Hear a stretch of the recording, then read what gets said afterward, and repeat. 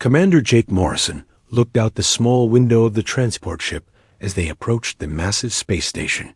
The thing was huge, bigger than any city on Earth. It looked like someone had grown crystals in space, all twisted towers and glowing surfaces. This was where the Galactic Council met, and today was the first time humans would sit at their table. Jake wasn't supposed to be the one in charge. That job belonged to Ambassador Richard Hayes, a man who had spent his whole life learning how to talk to important people without making them angry. But Jake was here as military liaison, which meant he was supposed to keep everyone safe and look tough when needed. Dr. Lisa Carter sat across from him, checking her notes for the 100th time.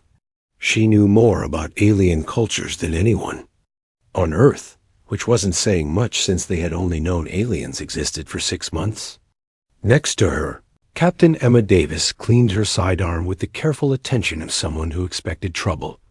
Dr. Peter Johnson worked on his translation device, muttering to himself in 3 different alien languages he had learned from Intercepted broadcasts. The ship docked with a soft thump. Jake felt his stomach tighten as the airlock opened and they got their first look at the station's interior. The corridor stretched away from them like the inside of a giant seashell, all curved walls and soft lighting. Aliens moved through the space with the casual confidence of people who own the galaxy. Their escort was a tall, thin creature with blue skin and too many joints in its arms. It spoke through a small device that turned its clicks and whistles into English. Follow. Do not touch anything. Do not speak unless spoken to. Your species is being granted a great honor. Jake bit back his first response. He had been in enough meetings with important people to know when someone was trying to make him feel small. The alien was doing a good job of it. They walked through corridors filled with creatures that looked like they had stepped out of a dozen different nightmares and dreams. Some floated in bubbles of liquid. Others skittered along the walls on too many legs. A few looked almost human until you saw their eyes or noticed they had too many fingers. Council chamber was the size of a football stadium. Seats were arranged in circles that rose up like the inside of a bowl, with the most important seats at the top. Jake could see aliens of every shape and size filling the chairs, and all of them were looking down at the 5 humans walking across the floor. Their seats were at the very bottom, barely above the speaking floor. Jake didn't need Dr. Carter to tell him this was an insult.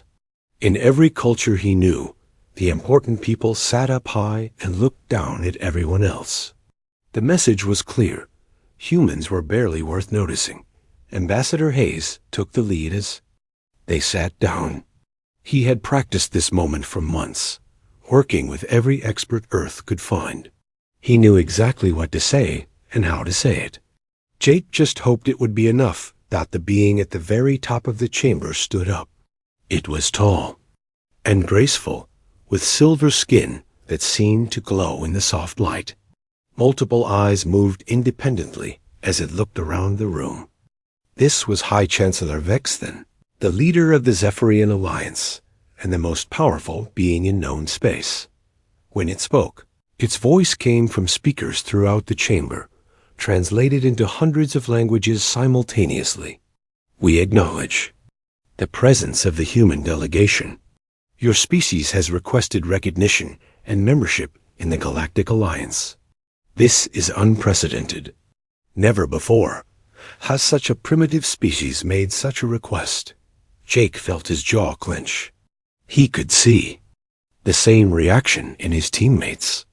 Being called primitive to your face had a way of making a person angry, no matter how much diplomatic training they had received. The High Chancellor continued, its multiple eyes focusing on the human delegation like a predator sizing up prey. Your species is young. You have barely left your home world. Your technology is crude. Your society is violent. You wage war against your own kind. You poison your own planet. You show no understanding of the greater harmony that binds civilized species together. Around the chamber, Jake could see other aliens nodding in agreement. Some were making sounds that the translators interpreted as laughter. The insult was deliberate and complete. However, the High Chancellor said, raising one long-fingered hand, the Alliance is not without mercy. We offer your species protectorate status. This means Earth will be placed under Zephyrian guidance. Your military will be disbanded. Your space exploration will cease. Your population will be managed according to galactic standards. Your resources will be administered by qualified overseers for the good of all species. The terms hit Jake like a physical blow. They weren't being offered membership. They were being offered slavery with better words. Earth would become a pet, managed by alien masters who knew what was best for them. Ambassador Hayes took a deep breath and stood up. He had prepared for this possibility. Earth's leaders had given him the authority to reject any offer that would compromise human independence. His speech was carefully crafted, diplomatic, and designed to leave the door open for future negotiations. Honored Chancellor, Hayes began, while we appreciate the generous offer of the Alliance, humanity must respectfully decline protectorate status. We believe that self-determination is a fundamental right of all sentient species, and we hope that future discussions might lead to ... double quotes. Jake stood up. The words were coming out of his mouth before his brain had time to stop them. The entire chamber fell silent as this human from the lowest seats dared to interrupt formal proceedings. Ambassador, Hayes stopped mid-sentence and stared at Jake in horror. Dr. Carter grabbed his arm, trying to pull him back down to his seat. Captain Davis put her hand on her weapon, sensing that everything was about to go very wrong. Jake looked up at High Chancellor Vexthen, meeting those alien eyes with his own. The distance between them might as well have been the space between worlds. At the bottom of the chamber stood a human who had grown up in the slums of Detroit, worked his way through military academy, and earned his rank by never backing down from a fight. At the top sat a being who had ruled the galaxy for centuries and never been challenged by anyone. Jake's voice carried clearly through the silent chamber. We didn't crawl out of caves and claw our way to the stars just to bow down to you. The reaction was immediate and explosive. Aliens throughout the chamber began making sounds of outrage and anger. The translators couldn't keep up with the flood of responses. Some species began aggressive displays, showing weapons or claws or other threats.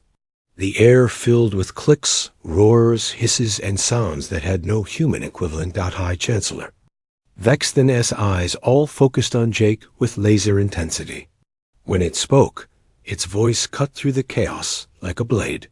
Those words are an act of war against the Galactic Alliance. Guards, arrest these criminals immediately. Jake felt hands grabbing him as alien security forces moved in. He didn't resist.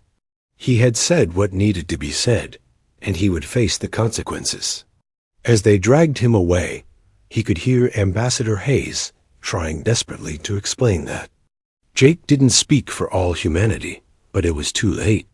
The words had been spoken. The line had been drawn. Earth had just declared war on the galaxy, and it had all started with one sentence from a man who refused to kneel. The emergency meeting room in the White House was packed with people who looked like they had not slept in days. President Margaret Collins sat at the head of the table, her face pale as she read the report from the Galactic Council Station. Around her, Earth's most important leaders tried to understand how everything had gone so wrong so fast. General Frank Rodriguez slammed his hand on the table. How does one man start a war with the entire galaxy? He glared at the report as if it was personally responsible for their problems. We sent diplomats to make peace, and now they want to destroy our planet. Dr. Amy Phillips looked up from her tablet, where she had been calculating impossible numbers. The alien fleet has 200 ships. We have 3 exploration vessels and 2 defense platforms. They have weapons that can crack planets. We have missiles that were designed to stop asteroids. She set down the tablet and rubbed her eyes. This isn't a war. This is extinction. Secretary of Defense Robert Clark shook his head. Morrison was supposed to stay quiet and let Hayes do the talking. Now Hayes is dead, and Morrison is rotting in an alien prison cell. He looked around the room at faces full of fear and anger. We need to find a way to surrender before they glass the entire planet. President Collins had been quiet through most of the meeting, but now she stood up. We're not surrendering. Her voice was calm but final. Morrison was right. We didn't fight our way up from nothing, just to become pets for aliens who think they own the universe. General Rodriguez leaned forward. Ma'am, with respect, we can't win this fight. Their technology is centuries ahead of ours. Their ships are faster, stronger, and they have weapons we can't even understand.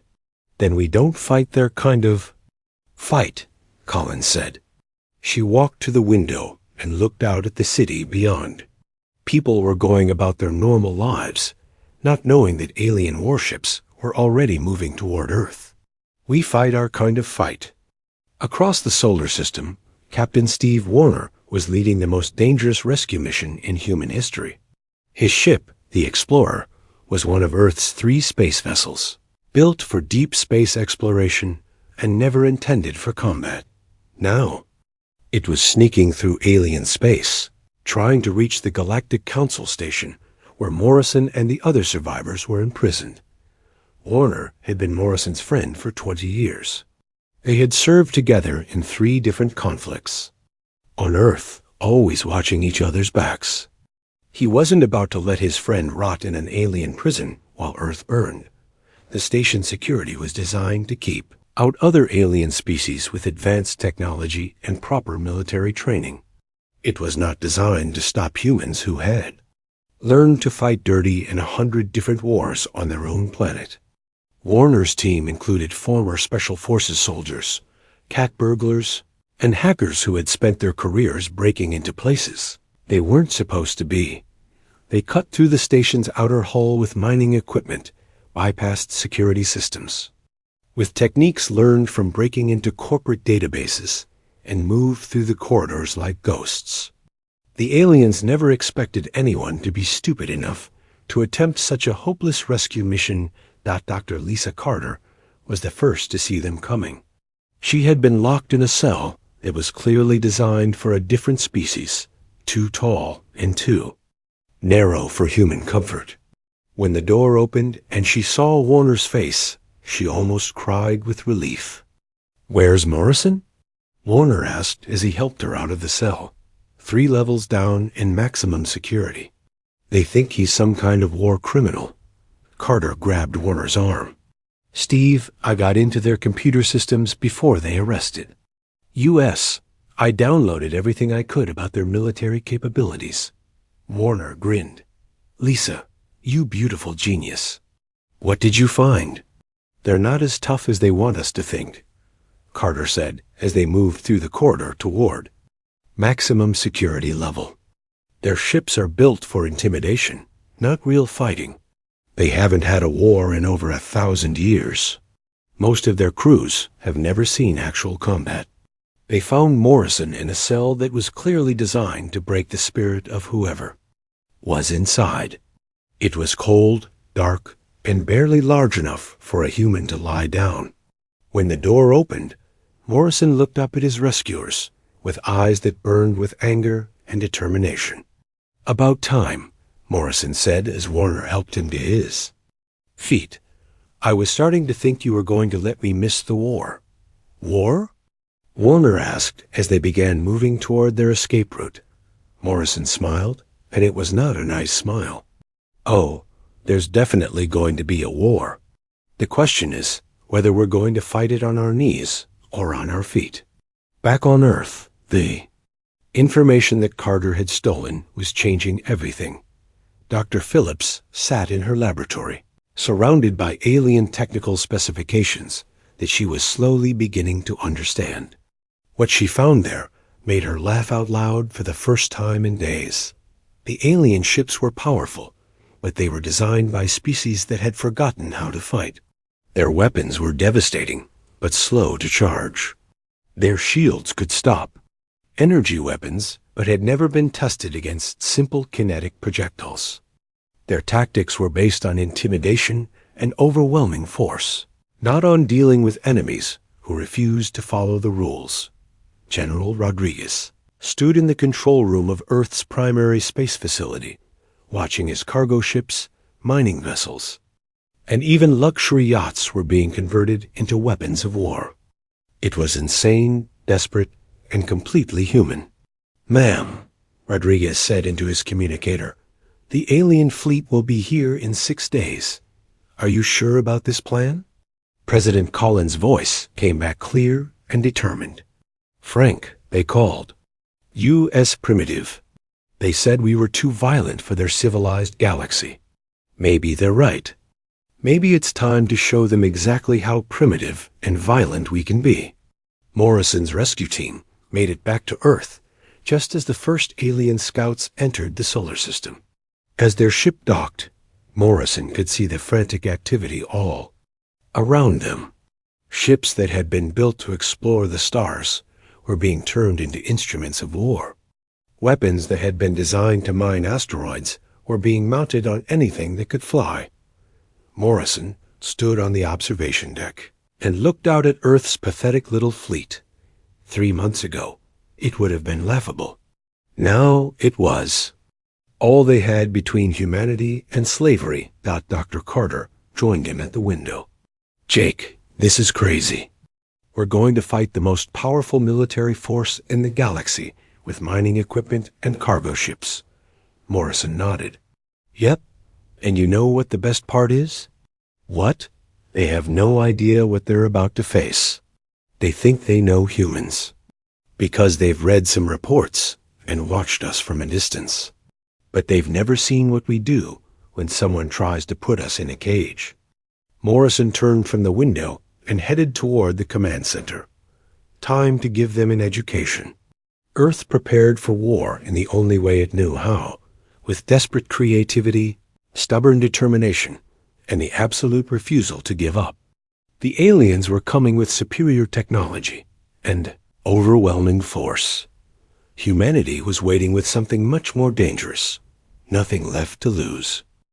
War Admiral Kethver stood on the bridge of his flagship and watched the primitive solar system appear on his screens. This would be the easiest conquest in Alliance history. One backward planet, a few primitive ships, and species too stupid to accept the generous offer of protectorate status. He would crush them in hours and move on to more important matters.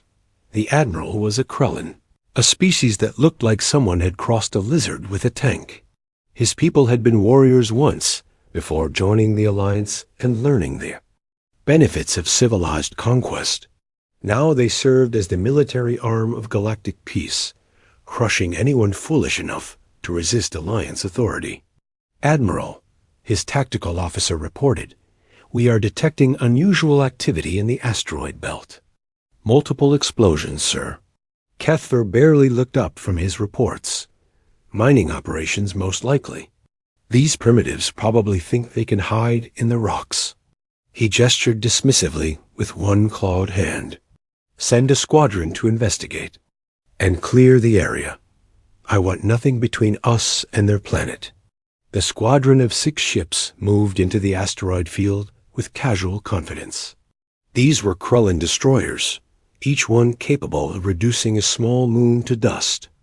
The crews were experienced in dealing with pirates and rebels who thought asteroids would provide cover from Alliance Justice. Captain Tony Martinez watched the alien ships approach from his hiding spot behind a large asteroid. His vessel, the New Horizon, had been a cargo hauler 6 months ago. Now it was humanity's first line of defense, armed with railguns, nuclear missiles, and a crew that had nothing left to lose. "Target locked," his weapons officer reported. "Fire," Martinez said quietly. The asteroid they had been hiding behind exploded outward, but not from any alien weapon. The humans had packed it full of explosives and turned it into the galaxy's largest shotgun blast. Millions of tons of rock flew toward the alien squadron at incredible speed. The Krellin shields were designed to stop energy weapons and guided missiles. They were not designed to stop an entire asteroid belt, moving at them like a giant cosmic storm. The first destroyer vanished in a cloud of metal and rock. The second lost its engines and began spinning helplessly. The third managed to retreat, but not before taking damage that would keep it out of the fight. Admiral Cathvar stared at his tactical display in disbelief. What just happened? Sir, the humans appear to have weaponized asteroids. They turned an entire section of the belt into kinetic projectiles. The Admiral's blood ran cold.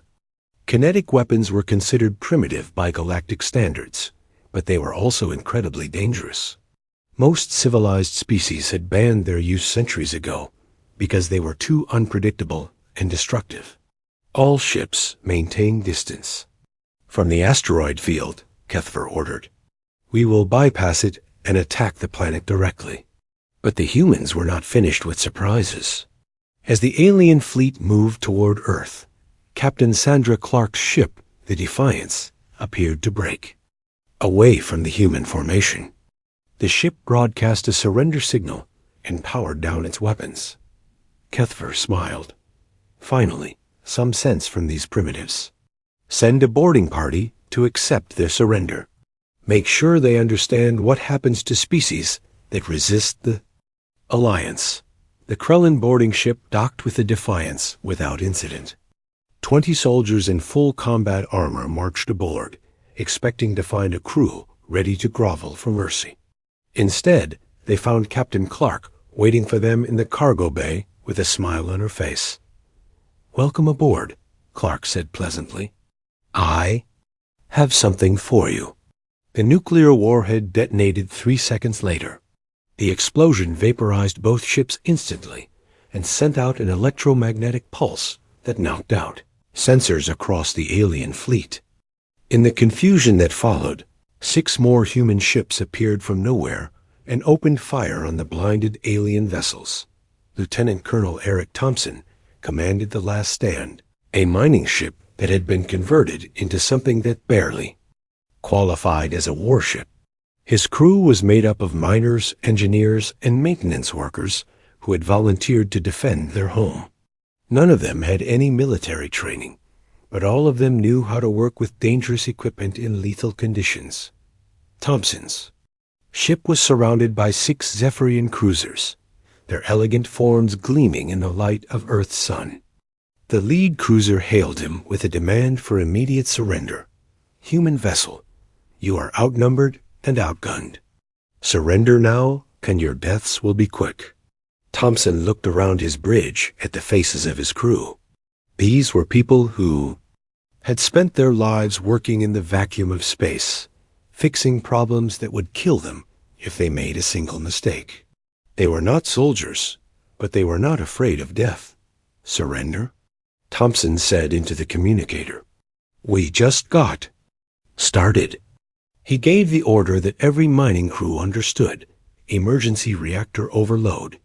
The Last Stand's fusion reactor began building toward critical mass as Thompson aimed his ship at the largest enemy cruiser. The aliens had seconds to realize what was happening before the human ship rammed into them at full speed. The explosion created a temporary star that lit up the entire solar system. 7 alien ships vanished in the blast, and the electromagnetic pulse blinded every sensor within 1,000,000 kilometers. Dr. Amy Phillips watched the battle from her control station on Earth's moon. For months, she had been working on humanity's greatest secret weapon. Using stolen alien technology and human engineering, she had turned the moon itself into a weapon system. The lunar surface opened like a flower, revealing the massive energy projection system hidden beneath. Phillips had replaced the moon's core with a controlled fusion reaction that could focus energy beams across vast distances. It was insane dangerous.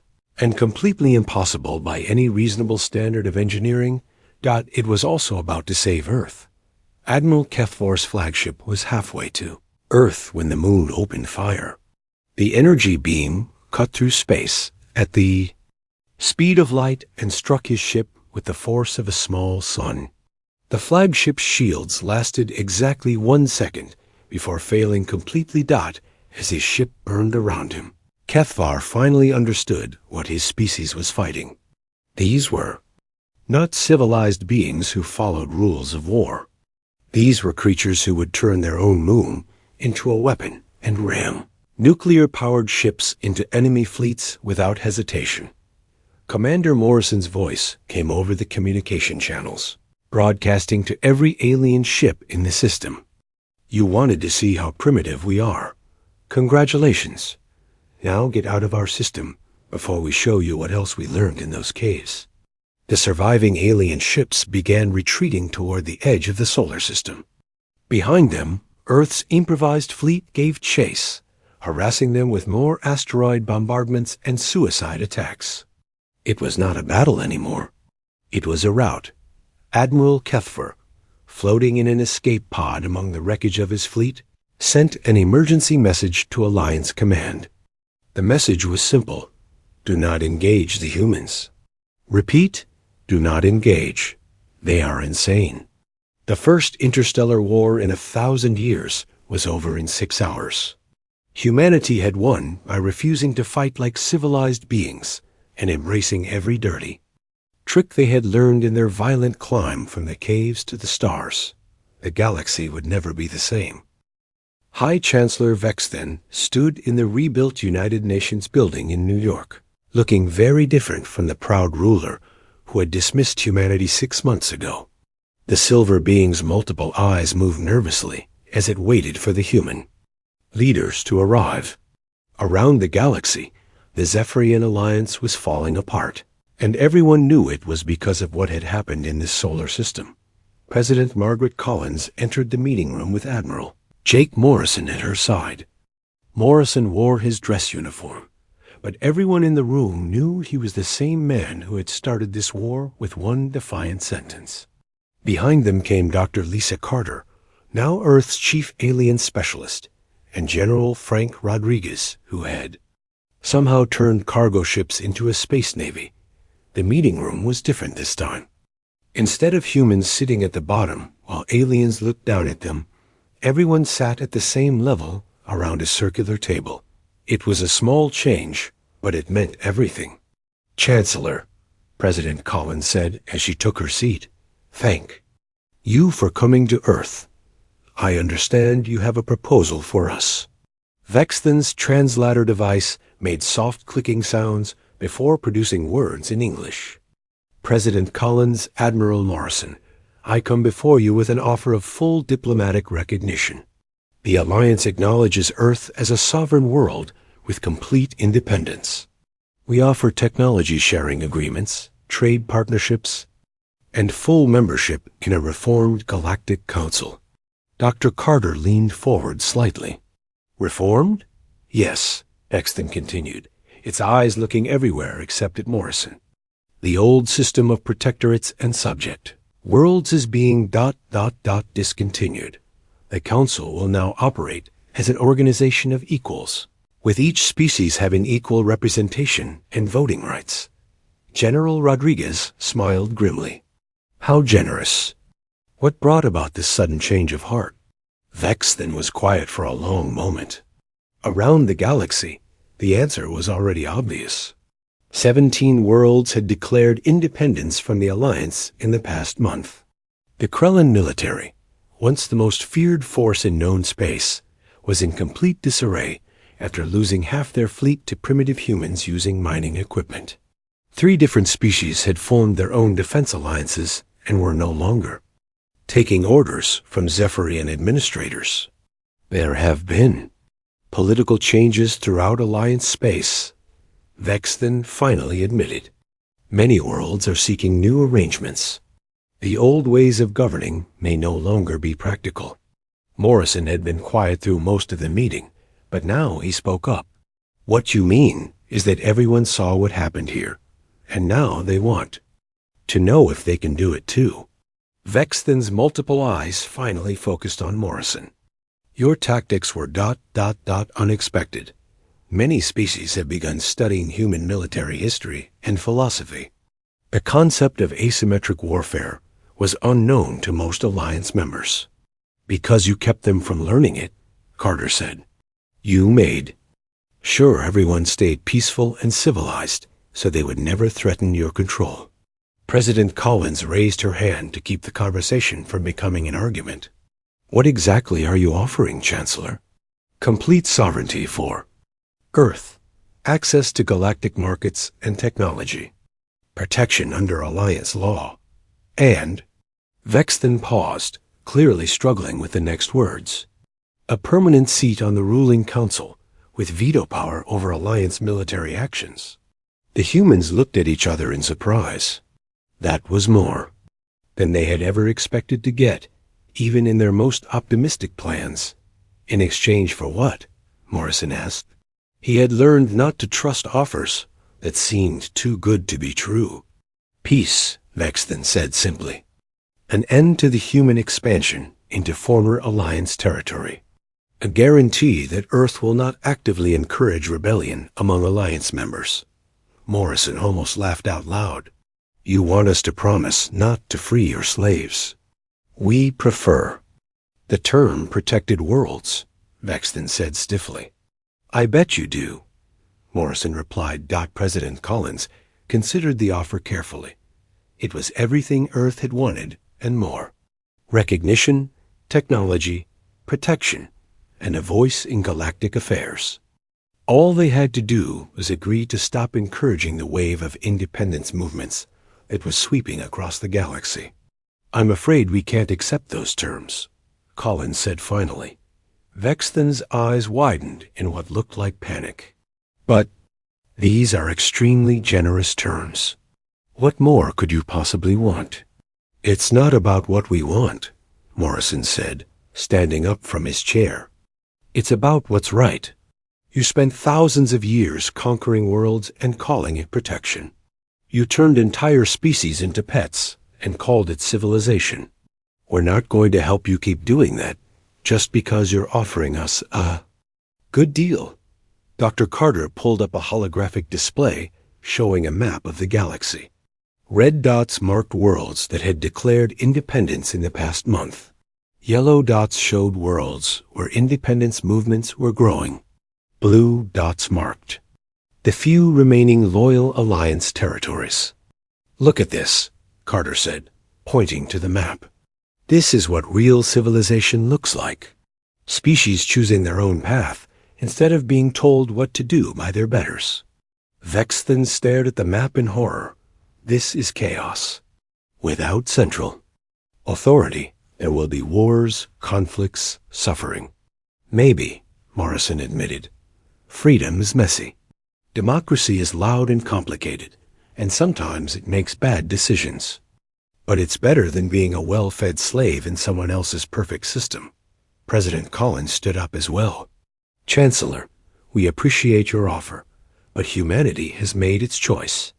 We're going to keep exploring, keep meeting new species, and keep showing them that they don't have to bow down to anyone. But the Alliance has maintained peace for 3,000 years, Vexthen protested. You maintained control, Morrison corrected. There's a difference. As if to prove his point, alarms began sounding throughout the building. General Rodriguez checked his communicator and smiled. Ma'am, I'm getting reports from our deep space monitoring stations. The Andromedan system just broadcast a declaration of independence. They're asking for human technical advisors to help them build their own defense fleet. Morrison walked to the window and looked out at New York City. In the distance, he could see the construction of Earth's first real starship, built with human engineering and alien technology working together. It was bigger than anything Earth had ever built, and it was the first of many. You know what the funny thing is? Morrison said to Vexthen. We never wanted to rule anybody. We just wanted to be left alone to do our own thing. But you couldn't allow that, could you? You had to try to put us in a cage. Vex then made a sound that the translator couldn't interpret. What will you do now? Morrison turned back to the alien leader. What we've always done. We'll explore. We'll meet new people. We'll make friends and enemies, and mistakes and discoveries. We'll build things and break things, and try to figure out how to be better than we were yesterday. President Collins joined Morrison at the window. Chancellor, you're welcome to stay and observe if you want. But Earth is moving forward with or without Alliance approval. We have friends to make and worlds to explore.